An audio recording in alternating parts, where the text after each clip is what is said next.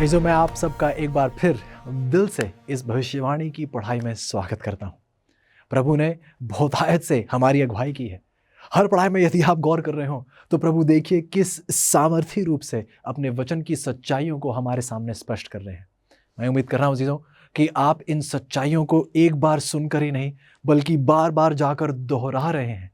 और मैं प्रभु से प्रार्थना करता हूँ कि ये सच्चाइयाँ आपके दिल में एक मजबूत नींव बने, जिसके ऊपर प्रभु पवित्रता की एक महान इमारत खड़ी कर पाए। तो आइए इससे पहले कि हम आज की पढ़ाई की गहराई में जाएं, आइए प्रार्थना के साथ शुरुआत करते हैं और विनती करते हैं कि प्रभु हमारे इस सफ़र में बहुतायत से हमारी अगुवाई करें। आइए प्रार्थना करें। प्यारे परमेश्वर, धन्यवाद है प्रभु कि एक बार फिर आपने हमें अपनी ओर आकर्षित किया है। प्रभु शुक्रगुजार हैं कि आपके वचन से एक बार फिर हमारे दिल पर एक पुकार उजागर हुई है।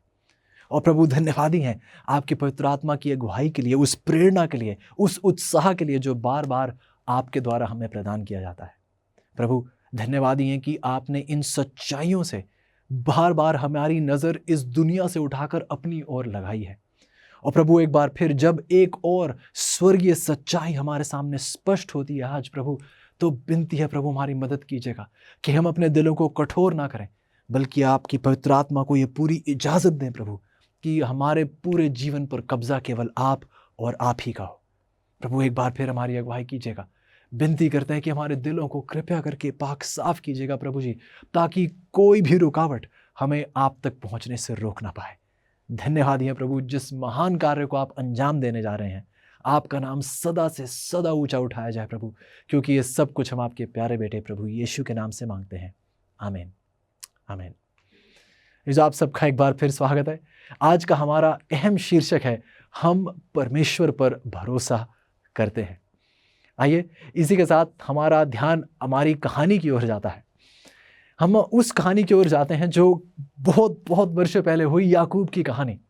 याकूब ने कभी इतना निसहाय और अकेला महसूस नहीं किया था, और यह सब इसलिए था क्योंकि वह कुटिल और लालची था। पहले याकूब ने अपने जुड़वा भाई एसाव को अपना पिलौठे का अधिकार बेचने के लिए घूस दी थी। फिर उसने अपनी माँ की मदद से उसने अपने अंधे पिता इसहाक को धोखा दिया ताकि वह उसे पैतृक आशीष दे सकें जो ईसाव के अधिकार में थी। अब याकूब एक रूप से अपने नाराज भाई की जानलेवा धमकियों से बचने के लिए घर से भाग रहा था। उसने अपना सिर झुका लिया और रो पड़ा जब उसने सोचा कि कैसे उसकी सारी लालची योजना विफल हो गई है। अकेले जंगल में तकिए के लिए केवल एक पत्थर और सुरक्षा के लिए एक छड़ी के साथ याकूब ने आराम करने की कोशिश की, एक प्रयास किया। उसने सोचा कि क्या वह कभी अपने माता पिता को दोबारा देख पाएगा, क्या परमेश्वर उसे कभी माफ करेंगे भी या नहीं। थक कर हार कर याकूब वहीं सो गया। जल्द ही उसने खुद को एक अद्भुत स्वप्न की शानदार चमक में नहाया हुआ पाया। उसने खुले आकाश से उस प्रज्वलित प्रकाश को अपने ऊपर प्रभावित होते हुए देखा, जिसमें ऊपर की महिमा से नीचे पृथ्वी तक फैली हुई एक सुंदर सीढ़ी थी। उस सीढ़ी के ऊपर वो देख रहा था कि परमेश्वर थे, और वो सीढ़ी पूरी की पूरी नीचे आकर पृथ्वी पर टिकी हुई थी। इस सीढ़ी पर उसने देखा कि अनगिनत झिलमिलाते हुए स्वर्गदूत ऊपर और नीचे यात्रा कर रहे थे।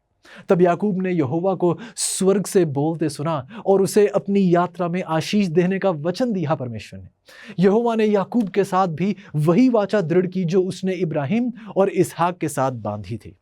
जब वह जागा, याकूब अपने घुटनों पर गिर गया और अपने लालची तरीकों को त्यागने की उसने शपथ ली। उसने प्रतिज्ञा की, जैसा उत्पत्ति की 28:22 में लिखा है कि जो कुछ आप मुझे दें उसका दशमांश मैं अवश्य ही आपको दिया करूंगा। यह प्रतिज्ञा उसने परमेश्वर के प्रति की। परमेश्वर ने इस प्रतिज्ञा को स्वीकार लिया और स्वर्ग के झरोकों को खोल दिया, ताकि जब याकूब 20 साल बाद घर लौटा तो वह एक बहुत समृद्ध और उदार व्यक्ति बन गया था। यह परमेश्वर का महान कार्य था। अजीजों, आज इसी विषय में जो प्रतिज्ञा याकूब ने परमेश्वर के प्रति की, आज इसी प्रतिज्ञा के बारे में अजीजों हम गहराई से पढ़ना चाहते हैं। इस दशमांश की सच्चाई आज हम साथ पढ़ना चाहते हैं।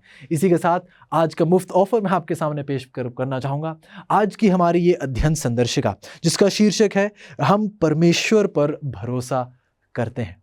ऐसे यदि आप इस किताब को पढ़ना चाहते हैं तो आपके स्क्रीन पर एक नंबर है, यदि आप अभी के अभी उसे कॉल करें तो आपको ये संदर्शिका मुफ्त आप तक पहुंचा दी जाएगी। वो एक वेबसाइट का भी वर्णन है आपके स्क्रीन पर, यदि आप उस वेबसाइट के माध्यम से भी ऑर्डर करना चाहें तो बिल्कुल कीजिएगा। और ये किताब एक बार फिर जैसा मैंने कहा निःशुल्क आपके द्वार तक पहुंचा दी जाएगी। मेरी विनती वही है और शायद अब तक आप जान चुके होंगे मैं आगे क्या कहने वाला हूँ। जी हाँ अजीजों, उम्मीद है कि इन सच्चाइयों को आप कहीं दबाकर छोड़ नहीं देंगे। उम्मीद करता हूँ कि इन सच्चाइयों से तृप्त होकर आप अपने आस पड़ोस के सब लोगों को, दूर दराज जितने भी लोगों तक आप पहुँच सकते हैं, उन तक ये सच्चाई ज़रूर पहुँचाइएगा। परमेश्वर बहुत जल्द आने वाले हैं। अपने पहले सवाल की ओर बढ़ते हैं। सवाल पूछा जाता है, याकूब ने परमेश्वर को दशमांश लौटाने की अवधारणा कहाँ से सीखी? बाइबल बताती है अजीजों, उत्पत्ति की 14 की 18 और 20 में मलकीसदेक परम प्रधान ईश्वर का याजक था, तब अब्राहम ने उसको सबका दशमांश दिया। जो दशमांश एक व्यक्ति की आय का 10वां हिस्सा होता है। यदि आप मूल भाषा में देखें तो दशमांश जो शब्द है उसका अर्थ सीधे रूप से है 10वां, ये उसका मूल अर्थ होगा। याकूब के दादा इब्राहिम ने कई साल पहले परमेश्वर के याजक मलकीसदेक को दशमांश देकर एक उदाहरण पेश किया था। सवाल दोबारा पूछा जाता है कि हमारी आमदनी में परमेश्वर का क्या हिस्सा है? ये एक अच्छा सवाल है। बाइबल बताती है लेवी व्यवस्था की 27 की 30 में सभी दशमांश यहोवा का है, ये परमेश्वर में पवित्र है।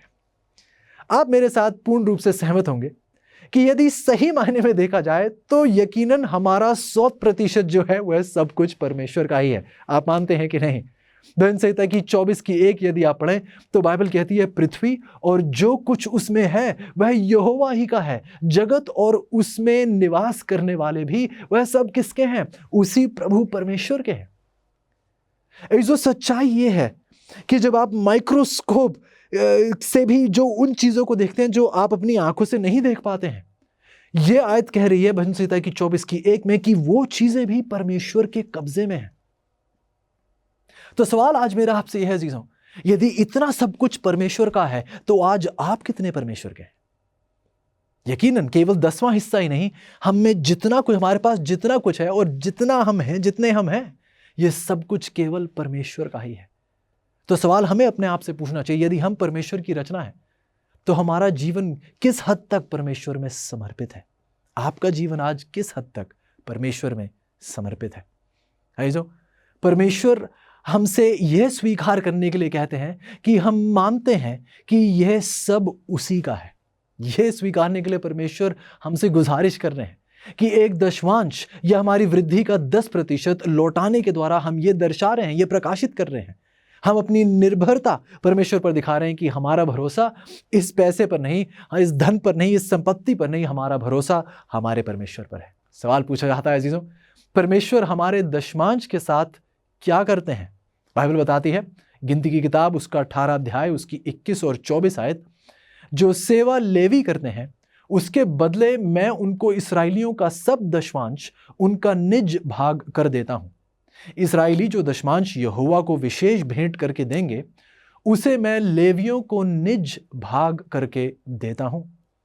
बाइबल आगे बताती है पहले कुरिन्थियों की 9 की 13 और 14 में, क्या तुम नहीं जानते कि जो लोग मंदिर में काम करते हैं वे अपना भोजन मंदिर से ही पाते हैं, और जो नियमित रूप से वेदी की सेवा करते हैं वेदी के चढ़ावे में उनका हिस्सा होता है।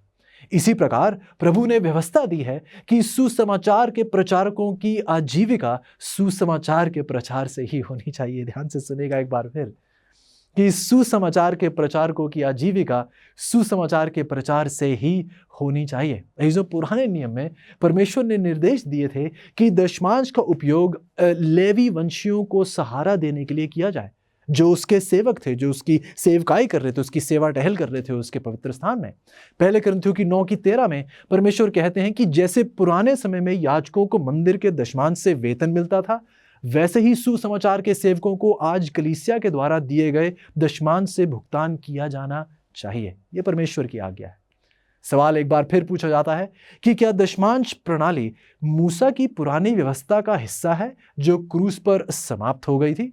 जवाब मिलता है हमें उत्पत्ति की 28 की 20 और 22 में कि याकूब ने यह मन्नत मानी और जो कुछ आप मुझे दें, उसका दशमांश मैं अवश्य ही आपको दिया करूंगा। सवाल क्या था अजीज हमारा? सवाल था कि क्या दशमांश प्रणाली मूसा की पुरानी व्यवस्था का हिस्सा है जो क्रूस पर समाप्त हो गई? और हम कहानी पढ़ रहे हैं याकूब की। ऐसो सच्चाई है कि अब्राहम और याकूब दोनों ने मूसा की व्यवस्था दिए जाने से बहुत पहले ही अपनी आय का 10वां भाग परमेश्वर के हवाले कर दिया था, क्योंकि यह सीनै पर्वत से कई पहले का समय था। अजीजों, हम जानते हैं कि यह उस औपचारिक व्यवस्था का हिस्सा फिर नहीं हो सकता जो क्रूस पर समाप्त हो गई थी। दशमांश देने की व्यवस्था सेवकाई के समर्थन के लिए परमेश्वर की योजना है और ये आज भी प्रभावी है, ये आज भी लागू होती है। अजीजों, आज्ञा। एक और सवाल पूछा जाता है, लेकिन क्या यीशु ने दशमांश प्रणाली की निंदा नहीं की है? कुछ लोग सोचते हैं कि प्रभु यीशु ने दशमांश प्रणाली की निंदा की थी इस आयत के द्वारा। मत्ती की 23 में लिखा है, हे कपटी शास्त्रियों और फरीसियों, तुम पर हाय, तुम पुदीने और सौंफ और जीरे का 10वां अंश देते हो, परंतु तुमने व्यवस्था की गंभीर बातों को अर्थात न्याय और दया और विश्वास को छोड़ दिया है। चाहिए था कि तुम इन्हें भी करते रहते और उन्हें भी ना छोड़ते। सवाल क्या था अजीजों कि क्या प्रभु यीशु ने दशमांश प्रणाली की इस आयत के द्वारा निंदा तो नहीं की है? तो यदि आप गौर करें तो यीशु ने देखा कि ये अति लोभी फरीसी दशमांश के लिए अलग अलग पत्ते और छोटे छोटे बीज गिन रहे थे, ये अपने लाभ के लिए। ये इसलिए नहीं कर रहे थे ताकि इससे परमेश्वर की बढ़ोतरी हो या ये दशमांश जो है परमेश्वर के मंदिर में आए, ये अपना लाभ ढूंढ रहे थे, अपने लालच के लिए ये सब कर रहे थे। इसलिए परमेश्वर ने न्याय, दया और विश्वास में असफल होते हुए दशमांश में इतने सटीक होने के लिए उन्हें डांटा। परमेश्वर ने उन्हें दशमांश देने के लिए नहीं, बल्कि मसीही धर्म के अन्य महान सिद्धांतों को अनदेखा करने के लिए उनकी निंदा की। इसलिए प्रभु यीशु कहते हैं कि चाहिए था कि तुम इन्हें भी, अजीजों, परमेश्वर ने यह नहीं कहा कि आपको दशमांश छोड़कर बाकी सब कुछ करना चाहिए था। प्रभु कह रहे हैं कि आपको इन्हें भी करते रहते और उन्हें भी ना छोड़ते। इससे इस बात से ये स्पष्ट थी कि ये परमेश्वर के सिद्धांतों के मुताबिक नहीं चलना चाह रहे थे। वह इसलिए नहीं पुदीने और सौंफ और जीरे का भी 10वां अंश मांग रहे थे, बल्कि इन्हें अपना लालच था। ये परमेश्वर के प्रति वफादारी नहीं, ये खुद ही के प्रति इनकी वफादारी थी।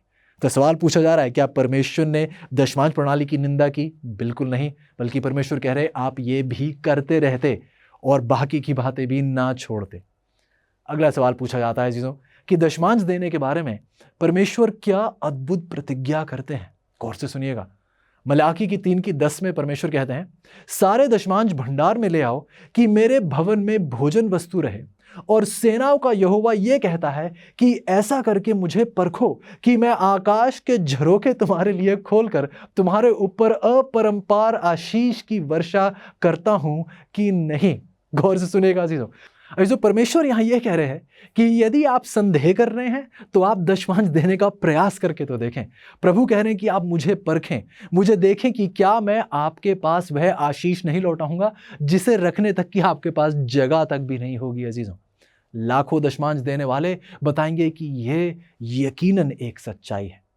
यदि आप गौर करें तो परमेश्वर कहते हैं कि मुझे परख के देखो कि मैं आकाश के झरोखे तुम्हारे लिए खोलकर तुम्हारे ऊपर अपरंपार आशीष की वर्षा करता हूं कि नहीं। क्या आपको याद है कि इन शब्दों का प्रयोग बाइबल में परमेश्वर ने इससे पहले कहां किया था? आकाश के झरोखे खोले जाना। आपको याद होगा नूह की कहानी में परमेश्वर ने आकाश के वो झरोखे खोले थे, आकाश की वो खिड़कियां खोली थी, अंग्रेजी बाइबल कहती है। और ऐसी एक सैलाब आया था पानी का, ऐसी वर्षा हुई थी अजीजों, और इतनी वर्षा हुई थी, इतना पानी आया था, गौर से सुनिएगा, इतना पानी आया था कि ऊंचे ऊंचे पहाड़ भी उस पानी के नीचे दब गए थे। ऊंचे ऊंचे पहाड़ भी पानी के नीचे दब गए थे। और परमेश्वर अजीजों दशमांश के विषय में कहते हैं कि आप दशमांश लाकर तो देखिए यदि मैं आकाश के झरोखे खोलकर तुम पर बरसा न दूंगा। क्या आप समझ पा रहे हैं परमेश्वर क्या कह रहे हैं अजीजों? परमेश्वर आज आपसे कह रहे हैं कि आप मुझे परख कर तो देखें जैसे मैंने आकाश के झरोखे खोलकर इतना पानी बरसाया था कि ऊंचे ऊंचे पहाड़ भी उसके तले डूब गए थे, मैं आपसे आज वायदा करता हूं, यदि आज आप डर के मारे आप सोच रहे हैं कि मैं तो बहुत घाटे में चल रहा हूं, मैं तो एक बहुत ही मुश्किल आर्थिक समस्या से गुजर रहा हूं, अजीजों आपकी आर्थिक समस्या चाहे जितना भी बड़ा पहाड़ हो, परमेश्वर इतना देंगे कि आपकी हर समस्या उसके देन के नीचे डूब जाएगी। आप परमेश्वर को परख कर तो देखिए, परमेश्वर का वायदा है अजीजों, परमेश्वर का वायदा है। सवाल सुनिएगा आगे। सवाल पूछा जाता है, परमेश्वर अपने लोगों को सारे दशमांश भंडार में लाने को कहता है, इसका मतलब क्या है? आइए जानना चाहते हैं कि ये भंडार किसे कहा जाता है। ऐसे ये एक बहुत अहम सवाल है। कुछ लोगों का यह मानना है कि वो खुद परमेश्वर के भंडार हैं और लोगों को उन्हें धन देना चाहिए। देखते हैं बाइबल क्या कहती है। नहम्याह की 13:12 में बाइबल कहती है, तब से सब यहूदी अनाज, नए दाख मधु और तेल के दशमांश भंडारों में लाने लगे। गौर से सुनिएगा, अजीजों भंडार परमेश्वर की कलीसिया का खजाना है। यदि आप इस शब्द को देखें तो ये भंडार गृह जो है, भंडार जो यहाँ कहा जा रहा है कि ये दशमांश भंडारों में आप ये लाएं, ये परमेश्वर के भंडार में लाया जाए। अजीजों ये भंडार और परमेश्वर के खजाने ये कुछ एक समान शब्द हैं बाइबल में। मलाकी की 3:10 में यदि आप देखें तो परमेश्वर भंडार गृह को मेरे घर के रूप में संदर्भित करते हैं। पढ़िएगा गौर से। प्रभु कहते हैं कि आप ये सारा धन जो आप ये मेरे घर में लाए, और भंडार गृह को अब प्रभु मेरा घर कह रहे हैं। यकीनन अजीजों किसी सेवक की जेब परमेश्वर का घर तो बिल्कुल नहीं है। परमेश्वर अपनी कलीसिया की बात यहाँ कर रहे हैं, किसी व्यक्ति की बात नहीं कर रहे हैं, किसी संस्था की बात नहीं कर रहे हैं। प्रभु अपनी सच्ची कलीसिया की यहाँ बात कर रहे हैं, जिसका अर्थ ये हुआ अजीजों कि उसका भवन या उसका मंदिर, यहाँ परमेश्वर ये उसे अपने घर के तौर पर पेश करते हैं और कहते हैं कि मेरा घर, मेरा मंदिर, मेरा निवास स्थान, ये मेरा भंडार गृह है। ऐसे अन्य पाठ भी हैं इसके अलावा भी जो भंडार गृह को मंदिर या मंदिर के खजाने के रूप में संदर्भित करते हैं या परमेश्वर की ये कोठरियों के तौर पर पेश किया जाता है। उदाहरण के तौर पर पहले इतिहास की 9:26 यदि आप देख लें, या दूसरे इतिहास की 31:11 और 12 आप पढ़ें, या नहम्याह की 10:37 और 38, ऐसो ऐसी अन्य जगह पर परमेश्वर बार बार इस बात को स्पष्ट करते हैं कि भंडार परमेश्वर के गिरजे का कोष है। ये किसी भी व्यक्ति की जेब नहीं, ये परमेश्वर की अपनी कलीसिया का वो भंडार गृह है। ये उसका अपना घर, उसका अपना निवास स्थान है, जिसके बारे में परमेश्वर यहाँ बात कर रहे हैं। सवाल पूछा जाता है, तो फिर जब हम दशमांश देते हैं तो वास्तव में हमारी धनराशि को कौन प्राप्त करता है? क्योंकि हम परमेश्वर को तो नहीं देख रहे हैं, परमेश्वर के हाथों में तो नहीं दे रहे हैं, हम कलीसिया में इस धन को ला रहे हैं, हम कलीसिया में दशमांश को ला रहे हैं, और ये दशमांश हमारा नहीं है। गौर से सुनिएगा, यदि बाइबल ने हमें स्पष्ट रूप से बताया कि परमेश्वर कहते हैं कि दशमांश पवित्र है, दशमांश मेरा है, तो यदि दशमांश परमेश्वर का है तो हम दशमांश के साथ अपना नाम कैसे जोड़ सकते हैं? क्या आप समझ रहे हैं मैं क्या कह रहा हूं?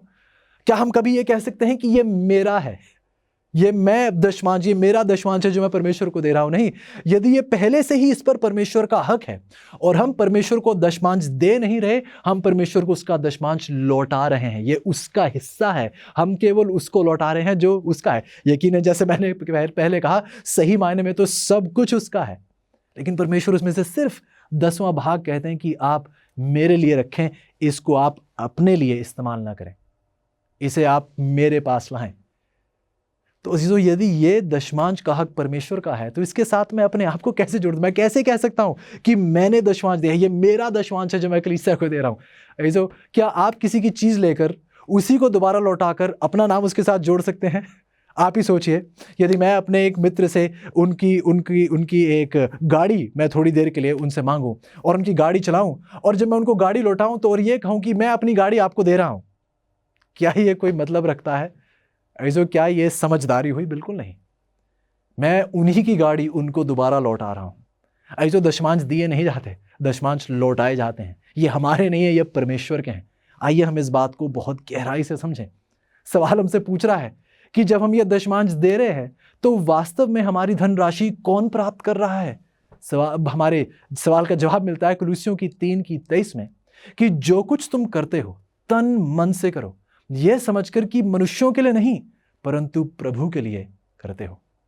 तो जब आप कलीसिया में आते हैं, जो भी धनराशि दशमांश आप लेकर आए हैं, और जब आप ये भेंट परमेश्वर के सामने पेश करते हैं, आप किसी याजक के हाथ में, वास्तविक रूप से आप किसी याजक के हाथ में रख रहे हैं, लेकिन आप यदि परमेश्वर की सच्ची कलीसिया में इस दशमांश, इस भेंट को लाए हैं, तो आप यकीनन परमेश्वर को दे रहे हैं, किसी व्यक्ति को नहीं। जो सेवा टहल आप कर रहे हैं, यह मनुष्य के लिए नहीं परंतु प्रभु के लिए आप कर रहे हैं। इब्रानियों की 7:8 कहती है, और यहां तो मरणहार मनुष्य 10वां अंश लेते हैं, पर वहां वह यीशु लेता है जिसकी गवाही दी जाती है कि वह जीवित है। हाँ, ये जो हमें हमेशा याद रखना चाहिए कि हम अपना दशमांश लोगों को नहीं बल्कि परमेश्वर को लौटा रहे हैं। ये उनका है।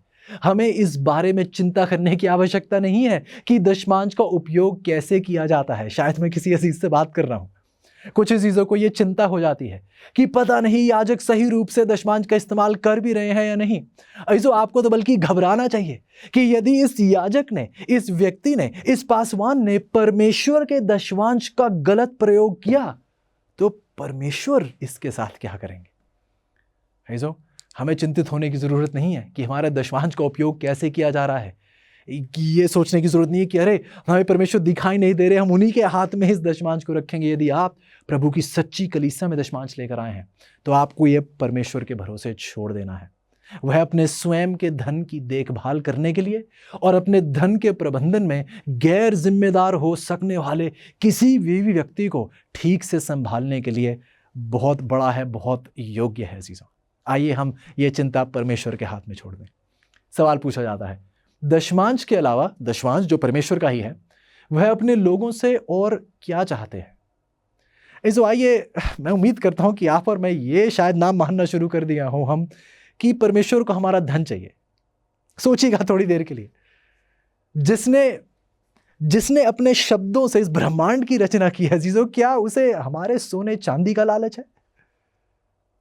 ऐसो जिसने बोला और ये ब्रह्मांड रच गया, उसने बात की और हवा खड़ी हो गई और पक्षी भर गए और पशुओं से ये जमीन भर गई, क्या उस परमेश्वर को हम सोने चांदी का लालच देंगे। बिल्कुल नहीं है चीज़। तो परमेश्वर अपने लोगों से क्या चाहते हैं, ध्यान से सुनिएगा। ऐसे भजन संहिता की 96:8 में देखिए, बाइबल कहती है, यहोवा के नाम की ऐसी महिमा करो जो उसके योग्य है, भेंट लेकर उसके आंगनों में आओ। बाइबल आगे हमें बताती है मलाकी की 3:8 में, क्या मनुष्य परमेश्वर को धोखा दे सकता है। देखो तुम मुझको धोखा देते हो और तो भी पूछते हो कि हमने किस बात में तुझे लूटा है। दशमांश और विशेष भेंटों में परमेश्वर कह रहे हैं कि आपने दशमांश और विशेष भेंटों में मुझे लूटा है। प्रभु हमें उसके लिए, हमारे प्रेम के प्रकाशन और उसकी आशीष के लिए, हमारे धन्यवाद के रूप में एक स्वैच्छिक भेंट देने के लिए कहते हैं। अजीजों, ऐसो ये भेंट जो हम परमेश्वर को देते हैं, दशमांश जो देते हैं अजीजों, ये हमारी स्वेच्छा से होना चाहिए, एक दबाव से नहीं, एक भयानक डर से नहीं कि इस डर से कि यदि हमने दशमांश ना दिया तो परमेश्वर हमें सजा देने के लिए बस उत्सुक है। इसो आइए हम परमेश्वर की ऐसी समझ ना रखें। परमेश्वर चाहते हैं कि हमारी भेंट, हमारे दशमांश, बल्कि परमेश्वर के दशमांश जब हम परमेश्वर को लौटाएं तो ये हमारे प्रेम का एक प्रकाशन हो, जो उसने हमें आशीषें दी हैं उसके लिए हमारी ये धन्यवादी हो, और एक स्वैच्छिक भेंट हो जो हम परमेश्वर को पूरे दिल से पेश करते हैं।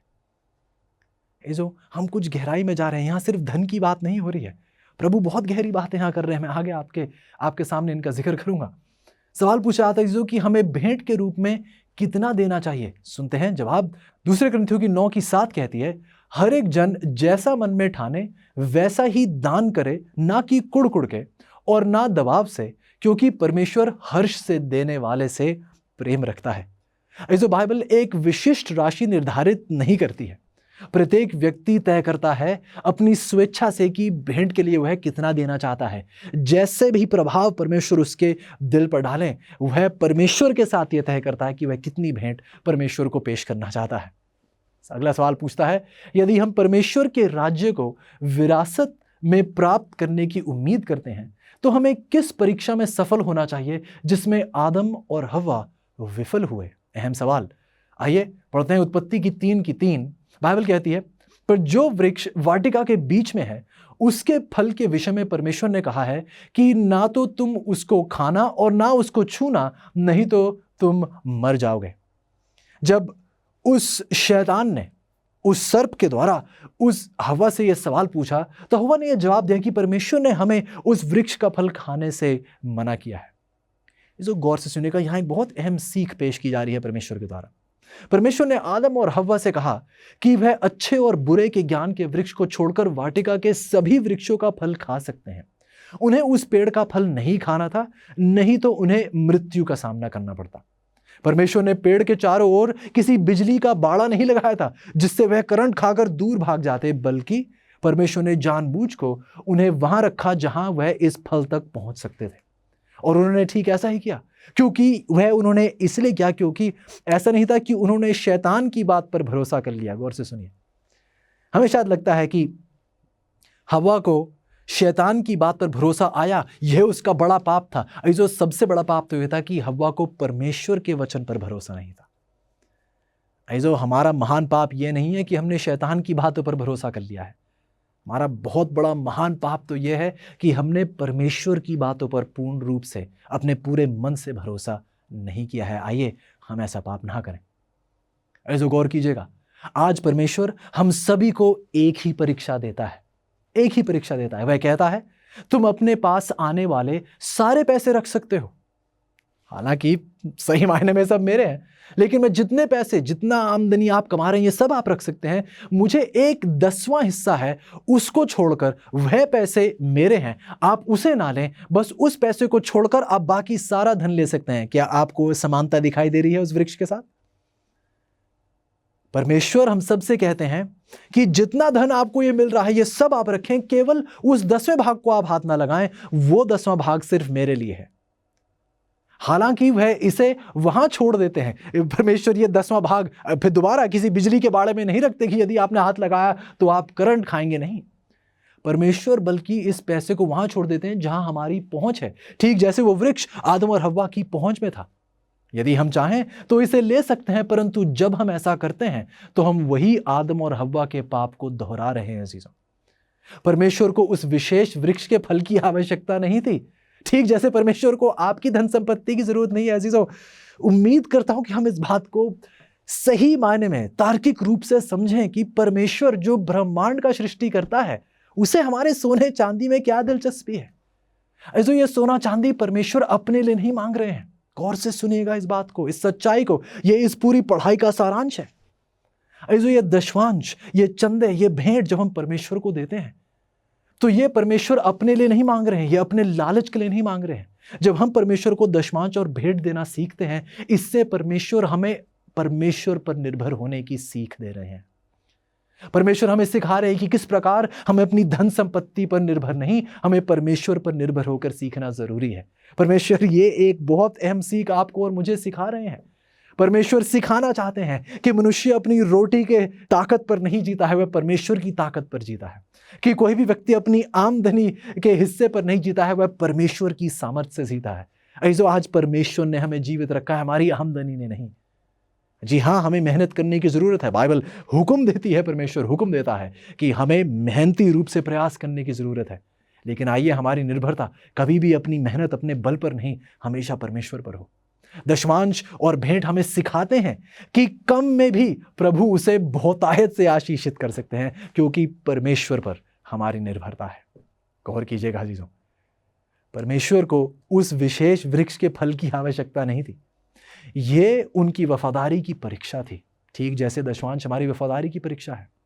ना ही उसे हमारे दशमांश की आवश्यकता है, जैसा मैंने कहा वह सब कुछ का मालिक है। अजीजों, ये हमारे प्यार, हमारी वफादारी और हमारे भरोसे की भी परीक्षा है।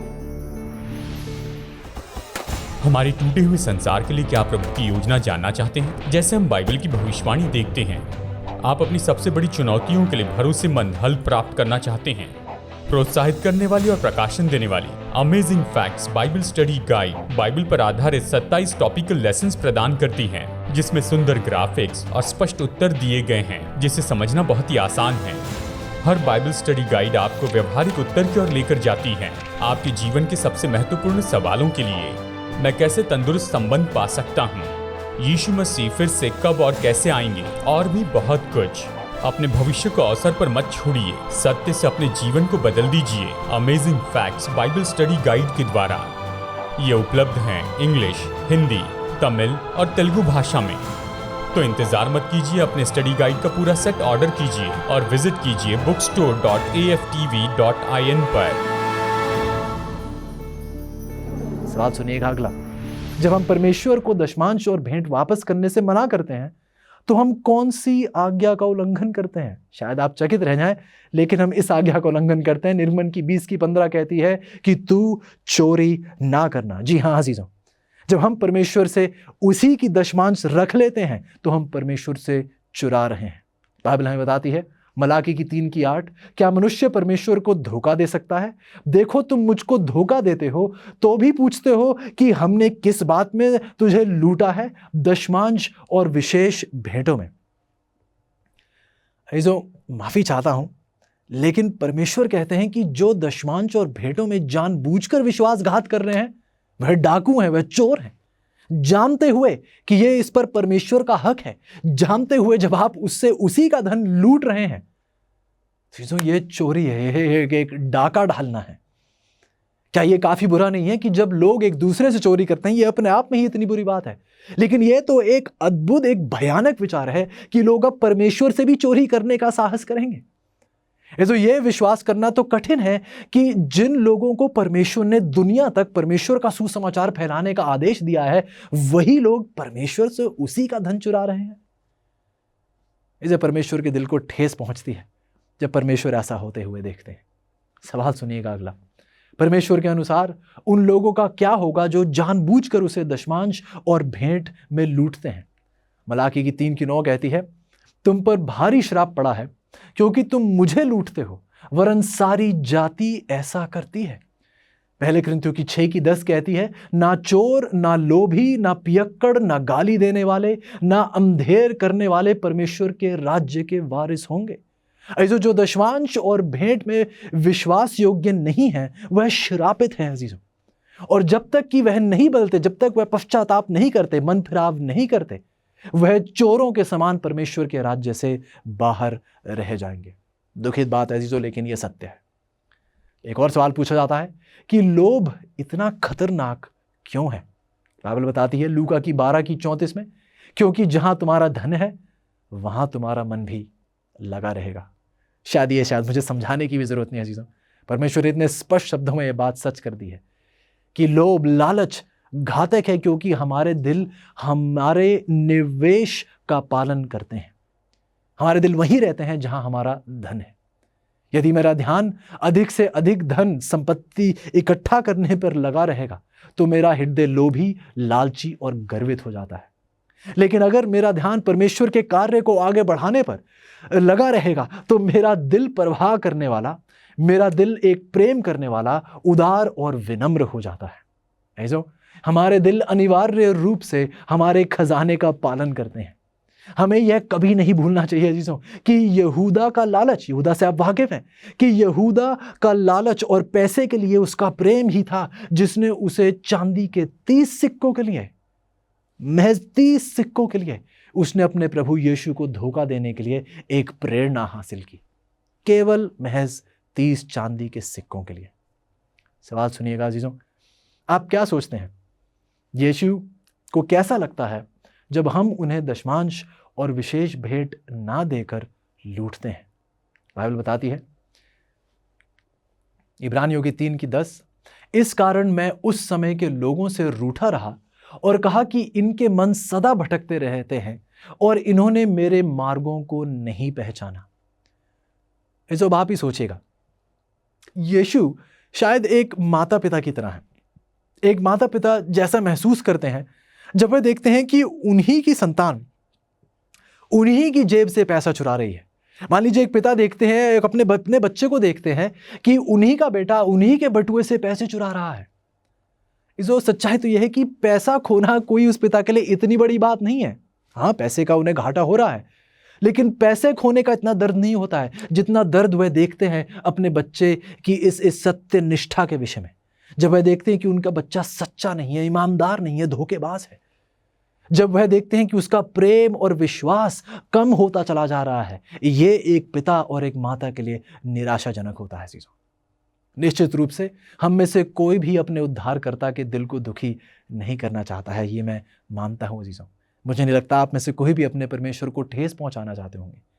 लेकिन सच्चाई ये है कि जब हम परमेश्वर की ही भेंट और दशमांश को उसी को नहीं लौटाते हैं, जब उसके दशमांश को, उसके हिस्से को उस तक नहीं लौटाते हैं, बल्कि तो अजीजों हम उसके दिल को ठेस पहुंचाते हैं। सवाल पूछा जाता है कि भेंट देने के संबंध में परमेश्वर कौन से अन्य बाइबल सिद्धांतों को साझा करते हैं। परमेश्वर भेंट देने के संबंध में कौन से अन्य बाइबल सिद्धांतों को साझा करते हैं? सुनिएगा, 2 कुरिन्थियों की 8:5 कहती है, उनसे जैसी हमें आशा थी वैसे नहीं, बल्कि पहले अपने आप को प्रभु को समर्पित किया और फिर परमेश्वर की इच्छा के अनुकूल वह हमें अर्पित हो गए। सवाल क्या था जीजो? भेंट देने के संबंध में परमेश्वर कौन से अन्य बाइबल सिद्धांतों को साझा कर रहे हैं? वह कह रहे हैं कि उनसे जैसे हमें आशा थी वैसे नहीं, बल्कि पहले अपने आप को प्रभु को समर्पित किया और फिर परमेश्वर की इच्छा के अनुकूल वह हमें अर्पित हो गए। ऐसा यदि हम अपने आप को परमेश्वर के हाथ हवाले कर देंगे, शायद हमें लगता है कि मुझे बस ज्यादा प्रयास करने की जरूरत ताकि अपना धन मैं परमेश्वर को दे सकूं। लेकिन अजीजों, यह धन आपके इस जीवन से आ रहा है, यदि ये जीवन परमेश्वर में समर्पित होगा तो धन अपने आप उसके साथ आएगा। यदि आपका मन परमेश्वर में समर्पित होगा तो जो बाकी सब कुछ अपने आप ही परमेश्वर के लिए अर्पित हो जाएगा। नीति वचन की 3:9 में लिखा है, अपनी संपत्ति के द्वारा और अपनी भूमि की पहली उपज दे देकर यहोवा की प्रतिष्ठा करना। ऐसा मैं आज खुश हूं कि आज इस आयत का वर्णन हुआ है। वह इसलिए क्योंकि अक्सर जब हम भेंट और दशमांश का जिक्र करते हैं तो हम सोचते हैं कि हाँ, जब हमें हमारी आमदनी या सैलरी मिलती है तो हाँ, हम पहले अपना बिल पे कर लेंगे और बच्चों की फीस भर देंगे और जो रेंट हो शायद आपके घर का वो दे देंगे, और ये बाकी सब करने के बाद हाँ, दशमांश को मैं हाथ नहीं लगाऊंगा, लेकिन अब वो जो दशमांश बचा है, जो भेंट जो बची है, अब मैं उसे उठाकर परमेश्वर को दूंगा। लेकिन गौर से सुनेगा, परमेश्वर ने कहा था कि अपनी संपत्ति के द्वारा और अपनी भूमि की क्या पहली उपज आप किसको दें? यहोवा की प्रतिष्ठा करें उसे देकर। ये तो सच्चाई है कि जैसे ही आपको आपकी सैलरी मिलती है, इससे पहले कि आप एक पैसा भी उसमें से अपने लिए खर्चें, आपको सबसे पहले अपनी पहली उपज, अंग्रेजी में उसे फर्स्ट फ्रूट कहा जाता है, जैसे ही आपको आपकी सैलरी या कोई आमदनी होती है, सबसे पहले एक सिक्का भी अपने ऊपर खर्चने से पहले आपको सबसे पहले वो पहली उपज परमेश्वर को सौंपनी चाहिए। वो दशमांश हुआ, जो भेंट हुई, आपको सबसे पहले परमेश्वर को रखना चाहिए। इससे पहले आप अपने किसी भी और चीज के बारे में सोचें। शायद कुछ लोग सोच रहे हैं कि नहीं भाई, अगर मैं रेंट नहीं दूंगा तो फिर रहूंगा कहां पे? क्या आप यह कहना चाह रहे हैं कि परमेश्वर के पास इतनी भी ताकत नहीं है कि यदि आप परमेश्वर को प्राथमिकता दें तो परमेश्वर आपके रेंट का ख्याल नहीं रखेंगे? ऐसा मैं यह नहीं कह रहा कि हमें काम करने की कोई जरूरत नहीं है, मेहनत ना करें। मैंने पहले भी कहा, परमेश्वर का यह हुक्म है कि हमें एक मेहनती प्रयास करना चाहिए, मेहनत से काम करना चाहिए परमेश्वर के लिए। लेकिन ऐसा कभी भी ना हो कि हम दुनिया को, अपने रोज बरोज के जीवन को परमेश्वर से बढ़कर प्राथमिकता दे दें। आइए, परमेश्वर हमेशा उस पहले दर्जे पर हमारे जीवन में हमेशा हमेशा के लिए पाए जाए। आइए, इस सच्चाई को कभी भूलिएगा नहीं अजीजों। बहुत अहम सिद्धांत जो परमेश्वर हमें भेंट के विषय में हमारे सामने रखते हैं। नीति वचन की 11:24 में लिखा है अजीजों, ऐसे हैं जो छितरा देते हैं तो भी उनकी बढ़ती ही होती है, और ऐसे भी हैं जो यथार्थ से कम देते हैं और इससे उनकी घटी ही होती है। तो यहां परमेश्वर हमें सिखाने की कोशिश करें कि जब हम परमेश्वर को दें तो एक खुले दिल से दें। जब हम परमेश्वर को बढ़ते दिल से देंगे, खुशी से देंगे, तो हम देखेंगे कि वो बढ़ता ही चला जाएगा। और यदि आप उसे कम ही दे रहे हैं, घटते ही दे रहे हैं, कुड़कुड़ा कर, जैसे बाइबल कहती है, आप दे रहे हैं, तो ये हम उस प्रगति की उम्मीद नहीं कर सकते हैं। इस प्रगति के विषय में भी आपसे बात करूंगा थोड़ी देर में। नीति वचन 11:25 कहती है, उदार प्राणी हष्ट पुष्ट हो जाता है और जो औरों की खेती सींचता है उसकी भी सींची जाएगी। ओह, तो यह कितना अहम सिद्धांत है। यदि आपका सारा ध्यान अपने ऊपर लगा हुआ है तो आप कहीं नहीं पहुंच रहे हैं। बाइबल कह रही है कि जो दूसरों की खेती सींचता है उसकी खेती भी सींची जाएगी। यदि आपने अपने कुएं से पानी दूसरों को दिया है तो परमेश्वर ये वायदा करते हैं कि वह आपके कुएं को हमेशा भरपूर रखेंगे। इसलिए परमेश्वर हमें सिखा रहे हैं कि हम एक उदार प्राणी बने, हम एक दयावान प्राणी बने। हमारा ध्यान खुद ही पर ना लगा रहे, हम खुद ही की उपासना ना करें, हम दूसरों की सेवा करना सीखें। ये एक सिद्धांत है परमेश्वर जो हमें सिखाते हैं। प्रेरितों के काम की 20:35 में लिखा है, लेने से देना धन्य है, लेने से देना धन्य। आइए अजीजों, यदि हम परमेश्वर पर निर्भर हैं तो हम किसी को उसकी ज़रूरत में देने से घबराएंगे नहीं, ये जानते हुए कि परमेश्वर हमारा रखवाला है। आइए इस बात को भूलिएगा नहीं।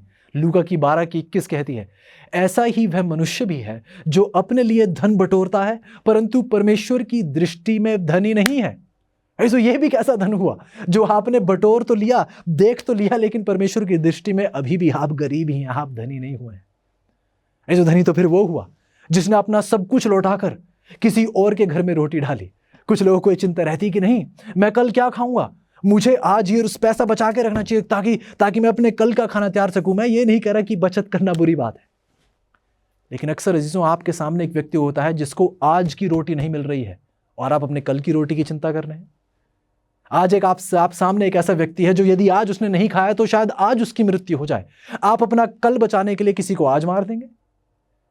सोचिएगा अजीजों, परमेश्वर आज हमसे कुछ कह रहे हैं। वह हमसे कह रहे हैं अजीजों कि जिसने अपने लिए बटोरा है उसने क्या बटोरा है। जिसने परमेश्वर की इतना खुले दिल से उदारता से दूसरों को दिया है वह एक आशीषित व्यक्ति है। पहले कुरिन्थियों की 16:2 कहती है, सप्ताह के पहले दिन तुम में से हर एक अपनी आमदनी के अनुसार कुछ अपने पास रख छोड़ा करो। यहां पर एक बहुत अहम सिद्धांत है। हफ्ते के पहले दिन आप अपनी आमदनी में से कुछ बचा कर रखें ताकि हफ्ते के दौरान जब किसी को जरूरत पड़े तो आप उस बचत में से किसी की मदद कर सके, और ज्यादा जरूरत पड़े किसी को तो और भी दें उस बचत से ज्यादा, जैसा परमेश्वर आपके दिल पर प्रभाव डालते हैं। व्यवस्था विवरण की 16:17 कहती है, सब पुरुष अपनी अपनी पूंजी और उस आशीष के अनुसार जो आपके परमेश्वर यहोवा ने आपको दी है वह आप दिया करें। सब पुरुष अपनी अपनी पूंजी और उस आशीष के अनुसार जो आपके परमेश्वर यहोवा ने आपको दी है दिया करें। जैसा परमेश्वर ने दिया है अजीजों, आइए हम वैसे देना सीखें। जिस खुले दिल के साथ परमेश्वर ने हमें दिया है, आइए हम भी उसी खुले दिली के साथ दूसरों को देना सीखें, परमेश्वर को देना सीखें। अजीजों, सच्चाई यह है कि परमेश्वर की आशीष, जब आप मान लीजिए आपने 100 रुपए कमाए हैं, यदि आप उस 100 रुपए में से 10वां भाग आपने परमेश्वर को दे दिया है, अब आपके पास 90 बचे हैं। सच्चाई तो यह है कि परमेश्वर उस 90 को इतनी आशीष देंगे अजीजों कि वो 100 से भी बढ़कर होगा, वो 100 से भी कई बढ़कर ज्यादा होगा। तो जब परमेश्वर स्वर्ग की उन खिड़कियों को खोलते हैं, स्वर्ग के वो झरोकों को खोलते हैं, तो उनकी आशीष हमेशा जरूरी नहीं है कि वित्तीय ही हो, जरूरी नहीं है कि परमेश्वर की आशीष हमेशा एक आर्थिक सहायता ही हो, यह जरूरी नहीं है। सच्चाई तो यह है कि परमेश्वर की आशीषों में अक्सर अच्छा स्वास्थ्य, मन की शांति, आपकी प्रार्थनाओं का जवाब, आपकी सुरक्षा, एक करीबी और एक प्यार करने वाला परिवार, आपकी शारीरिक शक्ति, बुद्धि से निर्णय लेने की क्षमता, प्रभु यीशु के साथ एक करीबी चाल, दूसरों के जीवन को प्रभु के लिए जीतना, एक पुरानी कार जो ठीक से चलती रहती है, जो ऐसी आशीषें प्रभु की आशीषों में शामिल हैं। यदि हम वास्तव में प्रभु यीशु से प्रेम करते हैं तो उसके कार्य के लिए बलिदान देना कभी बोझ हमें नहीं लगेगा अजीजों।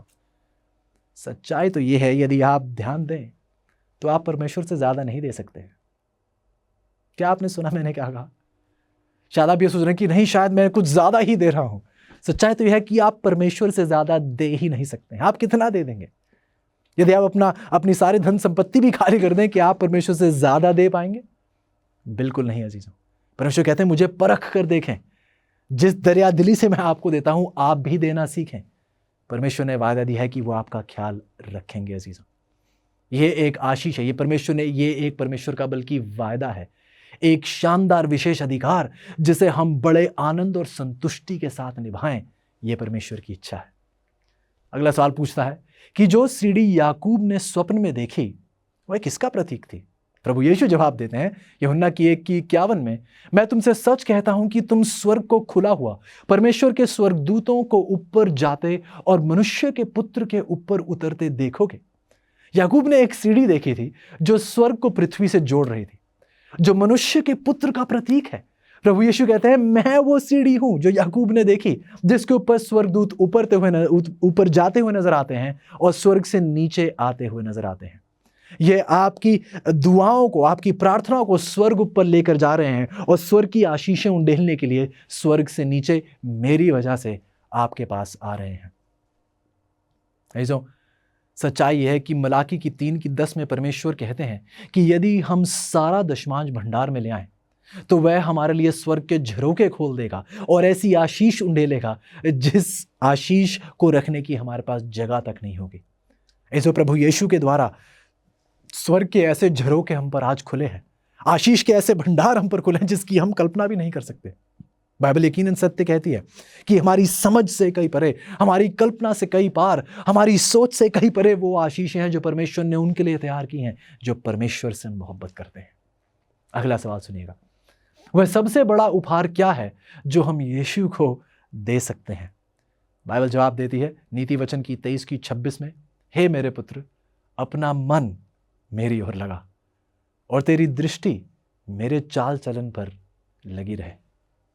जो हर धन, हर संपत्ति, हर धनराशि से ज्यादा परमेश्वर को आपका दिल चाहिए, परमेश्वर को आपका संपूर्ण मन चाहिए। परमेश्वर चाहते हैं कि आपके जहन में केवल परमेश्वर का राज हो, आपके लबों पर प्रभु का नाम, आपके दिल की हर धड़कन पर प्रभु की जय जयकार हमेशा के लिए पाई जाए। इसलिए जब यीशु के पास हमारा हृदय होगा तो उसके पास हमारा सब कुछ होगा। आप मानते हैं कि नहीं? बिल्कुल अजीजों, बाइबल बताती है मत्ती की 15:8 में, ये लोग होठों से तो मेरा आदर करते हैं पर उनका मन मुझसे दूर रहता है। जब मन परमेश्वर का होता है तो सब कुछ परमेश्वर का होता है। इसी के साथ आज का आखिरी सवाल, जब हम दशमांश और भेंट देने में वफादार रहते हैं तब हम जीवन में जो भी प्रयास करते हैं यीशु उसमें हमारे सहभागी, हमारे मददगार बन जाते हैं। क्या आप दशमांश लौटाने और भेंट देने के द्वारा उन्हें अपना सहभागी बनने के लिए आमंत्रित करने के लिए इच्छुक हैं? इसलिए क्या आप नहीं चाहते कि आपके रोज बरोज के जीवन में आपके सहायक, आपके सहभागी प्रभु यीशु खुद हो? इसलिए क्या आप आज हमारे शीर्षक की तरह परमेश्वर पर भरोसा करना सीखना चाहते हैं? ऐसे ये हम अपने बल और अपनी ताकत, अपनी हिम्मत में नहीं, ये हम परमेश्वर की मौजूदगी जो हमारे दिल में रहेगी, परमेश्वर स्वयं हमें ये सिखाएंगे। आइए, ऐसे हमारी निर्भरता एक पल के लिए भी ना हमारी ताकत, ना हमारी समझ, ना हमारे ऊंचे ओहदे, ना हमारी धन दौलत, ऐसे आइए हमारी पूर्ण निर्भरता परमेश्वर और केवल परमेश्वर पर हो। यदि आपकी इच्छा है, यदि आज आप ये निर्णय लेना चाहते हैं कि आज से वफादारी से वह पहली उपज जो बचा कुचा होगा वो नहीं, मैं ये नहीं कह रहा कि आप परमेश्वर के दशमांश में से कुछ चुरा लेंगे, नहीं, लेकिन दशमांश यदि आप आखिर में देंगे, आप बीच में कहीं देंगे तो ये बाइबल के मुताबिक नहीं है। प्रभु कह रहे हैं अपनी पहली उपज सबसे पहले उस दशमांश और चंदे को लग कर मुझे दीजिए, बाकी फिर बाद में अपने बारे में सोचिएगा, अपने घर परिवार के बारे में जो आपने ज़रूरतें मुहैया करानी है आप वो बाद में सोचिएगा, लेकिन सबसे पहले आप मुझे सौंपिए जो मेरा है। आइए अजीजों, हम परमेश्वर को प्राथमिकता देने सीखें हर चीज़ में, केवल धन संपत्ति में नहीं, अपने विचारों में। आइए हमारे विचारों में सबसे ऊंची प्राथमिकता केवल परमेश्वर और परमेश्वर की हो। यदि आपका निर्णय है, आइए प्रार्थना करते हैं। प्यारे परमेश्वर, शुक्रगुजार हैं प्रभु आपका वचन एक बार फिर हमारे जीवन को बहाल कर गया है। धन्यवादी हैं प्रभु कि एक नई ऊर्जा, एक नई सामर्थ की लहर आज हमारे दिल में दौड़ी है, क्योंकि प्रभु आज एक बार फिर आप हमें आत्मनिर्भर होना नहीं, परमेश्वर पर निर्भर होना सिखा रहे हैं। प्रभु आप सिखा रहे हैं कि हम धन की वजह से नहीं, हम परमेश्वर की वजह से जीवित हैं। प्रभु आज मेरी आपसे दिली विनती है, मेरे अजीज जो दूर दराज हैं, जिस किसी भी स्थिति, जिस किसी भी आर्थिक संकट से गुजर रहे हो, प्रभु मेरी विनती है कि हम थोड़े से थोड़े में भी वफादार रहना सीखें। प्रभु को अपनी पहली उपज दें, उसमें से कुछ ना पीछे रखें। प्रभु को दूसरा, तीसरा, चौथा स्थान ना दें, प्रभु को अपने जीवन में पहला स्थान दें। धन्यवादी हैं प्रभु, शुक्रगुजार हैं कि आपने सच्चाइयों को हमारे सामने स्पष्ट किया है, और धन्यवादी हूँ प्रभु जो निर्णय आपके लोग अब इस समय ले रहे हैं। विनती है प्रभु कि अनंत काल तक हमारा दिल आप और आप में हमेशा के लिए समर्पित रहे, क्योंकि ये सब कुछ हम विश्वास और धन्यवादी समेत आपके प्यारे बेटे प्रभु यीशु के नाम से मांगते हैं, आमीन।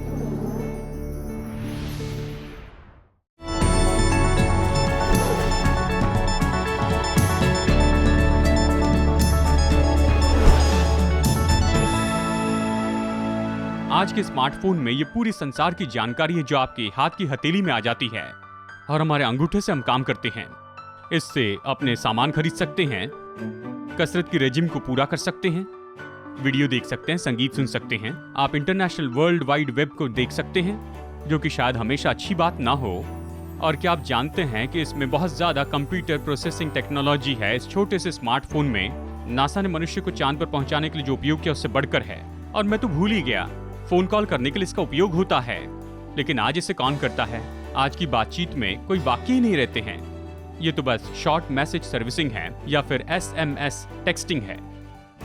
बिल्कुल सही, लगभग इस पूरे संसार में 2.5 बिलियन लोग हैं जो अपने दूसरे मनुष्यों के साथ में संपर्क करते हैं शॉर्ट बाइट्स में, जिसे टेक्सटिंग कहते हैं। और इसके लिए ज्यादा डाटा उपयोग होता है वेब सर्फिंग या फिर वीडियो गेम खेलने से भी बढ़कर। और दोस्तों, इससे बढ़कर कहीं उपयोग नहीं होता यहाँ फिलीपींस से बढ़कर। और बस फिलीपीन में तो 100 मिलियन लोग रहते हैं, लेकिन ये भेजते हैं इतने ज्यादा टेक्स्ट मैसेज जो पूरे संसार की तुलना में बढ़कर हैं। ये तो 12वां सबसे बड़ा देश है, लेकिन ये भेजते हैं 400 मिलियन टेक्स्ट मैसेजेस प्रतिदिन।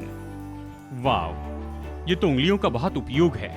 हालांकि फिलीपींस में सबसे ज्यादा टेक्स्ट किए जाते हैं, सबसे तेजी से टेक्स्ट करने वाला रिकॉर्ड तो ब्राजील के नाम पर है।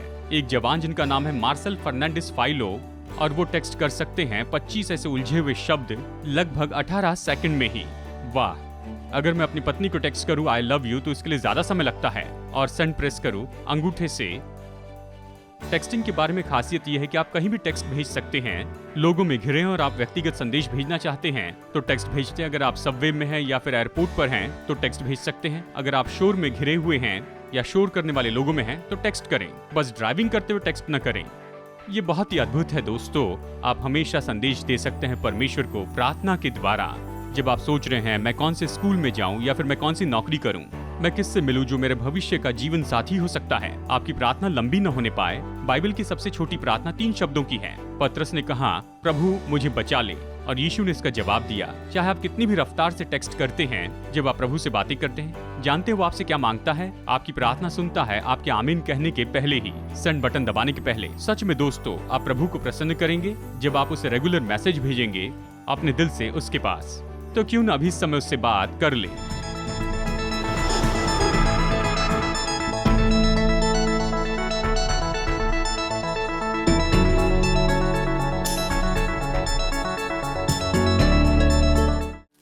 पेड़ सुंदर होते हैं, और क्या यह आश्चर्यजनक नहीं है कि पेड़ बनाने के लिए आवश्यक सब कुछ एक छोटे से बीज के अंदर पाया जा सकता है?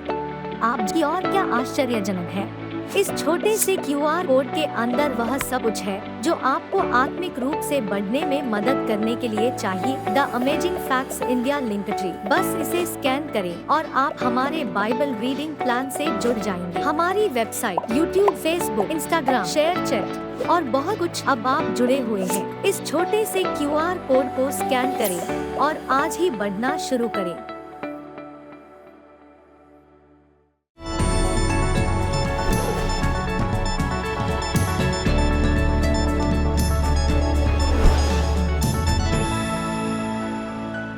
हाय दोस्तों, ये आधुनिक झंडे जिन्हें हम देखते हैं जो कैपिटल बिल्डिंग के ऊपर हैं, पेट्रियाटिक होम के सामने हैं, ये तो उस समय से है जब से युद्ध लड़े गए थे युद्ध करने वाले देशों में। ये बहुत ही सुंदर और बहुत ही अद्भुत आकार के साथ बनाए गए युद्ध भूमि में ऊंचाई पर रहते थे, ताकि युद्ध करने वाले लोग चाहे धुआं हो या फिर गड़बड़ी हो, फिर भी वो ये जान सके कि उनकी सेना तराई में कहाँ है और वो कहाँ पर लड़ रहे हैं। अगर आप अपने शत्रु के झंडे को जीत लेते हैं तो ये बड़े आदर की बात होती थी, और वहीं से ये खेल आया है जिसका नाम है कैप्चर द फ्लैग। युद्ध में बदलाव आते गए हैं। अब ये जो झंडे हैं ये तो निश्चय ही अलग अलग देशों के बारे में और पहचान के बारे में बताने वाले हैं। आज संसार के अलग अलग देशों के जो झंडे हैं ये तो बहुत ही अलग हैं और रंग बिरंगे हैं, और इनके हर एक आकार और रंगों का एक खास अर्थ होता है। इन्हें एक दूसरे से पहचानना बहुत आसान होता है। शायद संसार में सबसे दिलचस्प झंडा तो फिलीपीन देश का झंडा है। ये बहुत ही अद्भुत है क्योंकि शांति के समय ये अलग तरह से होता है युद्ध के समय से। शांति के समय में फिलिपिनो झंडा जो लाल, सफेद, नीला और पीले से बना है, इसमें नीला भाग ऊपर होता है, लेकिन युद्ध के समय इसे पलटा देते हैं और लाल भाग ऊपर आता है, क्योंकि यहाँ पर ये अपने लहू का बलिदान करने के लिए तैयार है कि आज़ादी बनाए रखें। बिल्कुल इसी तरह से ऐसी एम्बेसी जो दूसरे देश में स्थापित की गई है, वो अपना झंडा लहराते हैं जबकि वो दूसरे देश में होते हैं। विश्वासियों के पास परमेश्वर के प्रेम का झंडा होना चाहिए इस गिरे हुए संसार में। सुलेमान के श्रेष्ठ गीत अध्याय 2 वचन 4 में हम पढ़ सकते हैं, उसका झंडा जो मेरे ऊपर फहराता था वो प्रेम था। ये झंडा है जो मसीह लोगों को अद्भुत राज्य के रूप में बताता है इस संसार में। तो दोस्तों, बड़ा सवाल है कि आप अपना झंडा कैसे लहरा रहे हैं।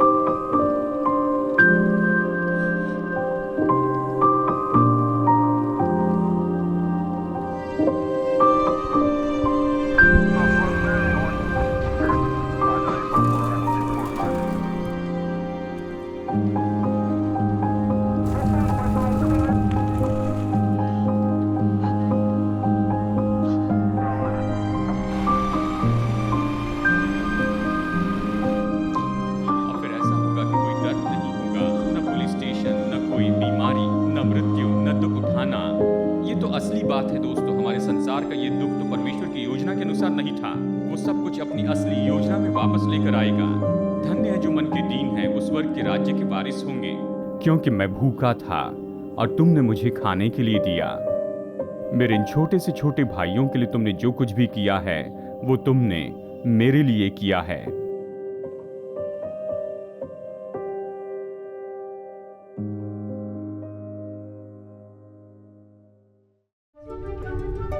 पचास साल से भी ज्यादा समय से अमेजिंग फैक्ट्स बाइबल की सच्चाई को पूरे संसार में बता रहे हैं।